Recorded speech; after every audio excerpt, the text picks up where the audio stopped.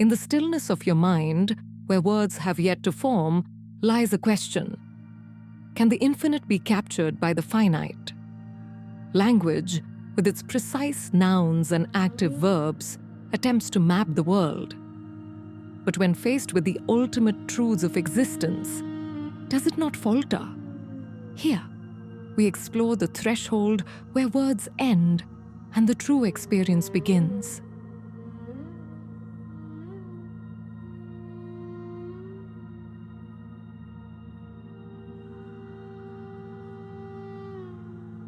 Language is our most trusted tool for understanding the world.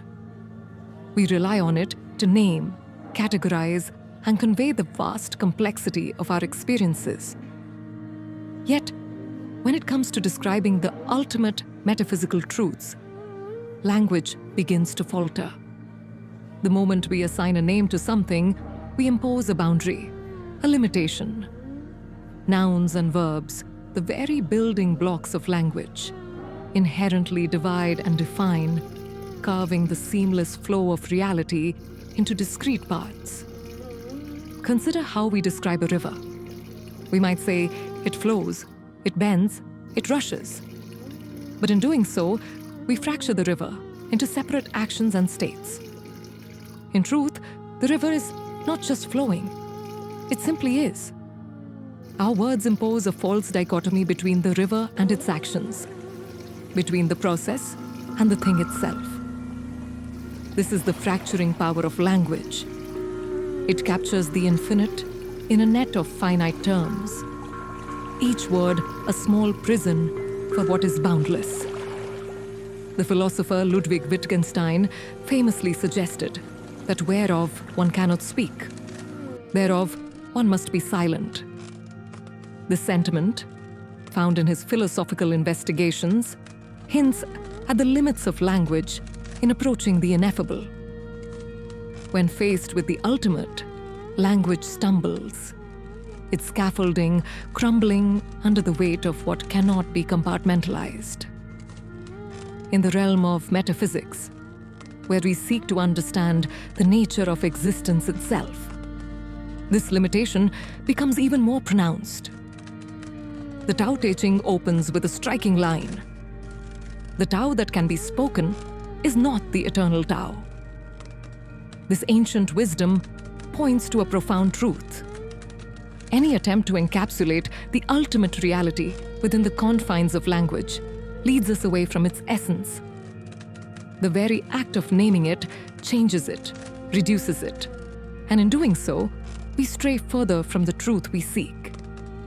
Yet, this failure of language is not a flaw, but a feature. It invites us to transcend words, to seek understanding beyond the lexical. True clarity may emerge not from the accumulation of words, but from the embrace of silence. In silence, the mind can rest, unfettered by the need to articulate and define. It is here, in the quiet, that the indivisible nature of reality can be glimpsed, not through the lens of logic, but through direct experience. The notion of silence as a gateway to understanding is not new. Across various traditions, silence is often seen as the space where true insight arises. In Zen Buddhism, for example, emphasis is placed on direct experience over elaborate explanations, pointing to the idea that words can only take us so far. Silence, then, becomes a vessel for the unspoken truths that words cannot encapsulate. Silence offers a kind of clarity that language cannot. When we stop speaking, we also stop the endless cycle of categorization and judgment that our words impose on the world. The absence of language creates a pause, a space where reality can simply be without the need for labels or definitions. This is where the Zen concept of beginner's mind comes into play. A mind open to the fullness of experience, not confined by preconceived notions or linguistic structures. In Advaita Vedanta, there's a similar reverence for silence. Here, silence is not just the absence of sound, but a profound stillness that allows the self to merge with the ultimate reality, Brahman. The Upanishads often speak of a state beyond words and thoughts, where the seeker experiences the oneness of everything. Words, with their dualistic nature, create a separation between the self and the world. But in silence, this duality dissolves, and what remains is an experience of unity. Wittgenstein, in his later philosophical reflections, suggested that whereof we cannot speak, thereof we must be silent. This sentiment encapsulates the limits of language in capturing the ineffable. When we acknowledge these limits, we open ourselves to other forms of knowing, intuition, direct experience, and the wisdom that arises in quiet contemplation. Yet, embracing silence is not the same as rejecting language altogether. Rather, it's about recognizing that silence and language each have their place. Language can guide us to the threshold of understanding, but it's silence that invites us to step through. Logic, with its precise structures and defined pathways, has long been the tool through which humanity seeks to understand the world. At its core, logic demands clarity, clear premises leading to clear conclusions. Yet when the subject matter is the ultimate metaphysical truth, this very demand for clarity becomes a barrier rather than a bridge. The absolute, by its nature, defies the neat categorization that logic insists upon. It is boundless, unfettered by the tidy constraints of human reason. The philosopher Ludwig Wittgenstein suggested that whereof one cannot speak, thereof one must be silent. This notion hints at the limitations inherent in language's logical scaffolding. When we try to map the absolute, whether we call it the divine, the infinite, or the ultimate reality, using the tools of logic, we are like artists attempting to capture the ocean with a single stroke. The endeavor is noble, but inevitably incomplete. Our logical frameworks can trace the shoreline, but they cannot encompass the vast, unfathomable depths. Consider the nature of paradoxes, which often arise at the edges of logical systems. These paradoxes are not mere puzzles to solve. They are signposts pointing to the limitations of our conceptual maps. They remind us that the universe is not obliged to fit within the confines of our understanding. The Zen koan, for instance, employs paradox not as a problem to be unraveled, but as a means to transcend the logical mind. In the face of the koan, logic falters, and the practitioner is invited to leap beyond thought into direct experience. In the realm of metaphysics, logic serves best not as a ruler, but as a humble guide. It can lead us to the threshold of the unspeakable, but it cannot cross that threshold with us. To truly engage with the absolute, one must be willing to let go of the need for coherent narratives and embrace the silence that lies beyond. This silence is not an absence of understanding, but a different kind of knowing. A knowing that comes not from the intellect, but from a deeper, intuitive recognition of the whole. It is here, in the stillness of silence, that the limitations of logic are not seen as failures, but as necessary steps in the journey towards truth.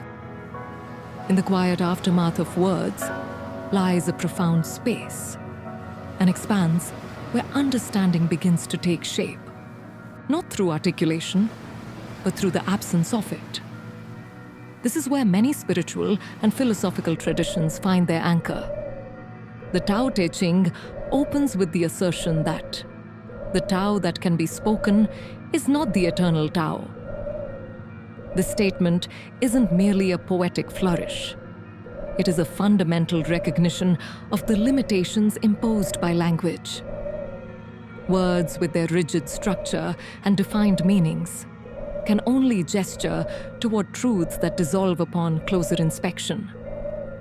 Ludwig Wittgenstein, a philosopher acutely aware of this boundary, suggested that where language ends, silence must prevail. He famously implied that the most meaningful aspects of life, ethics, aesthetics, and the divine, could not be adequately captured in the net of linguistic expression.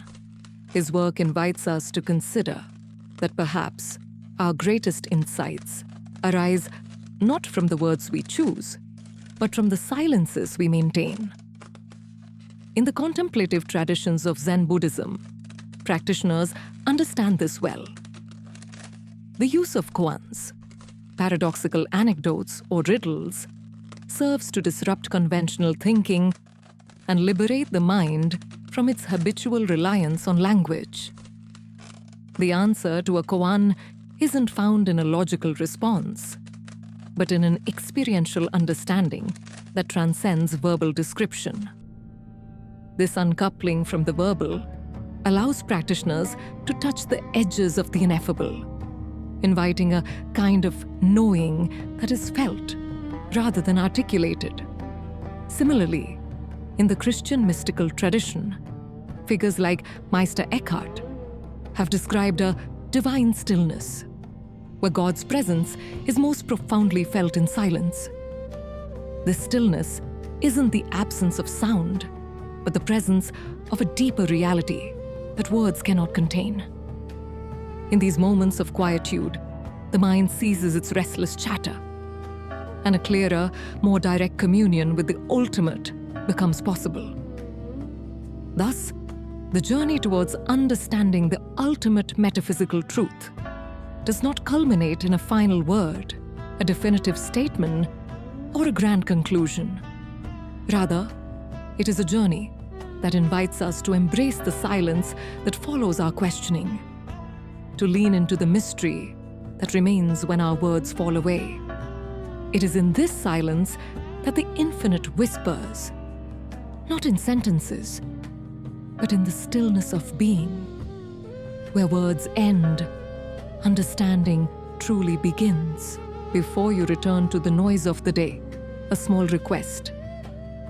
If this reflection gave you something to sit with, consider subscribing.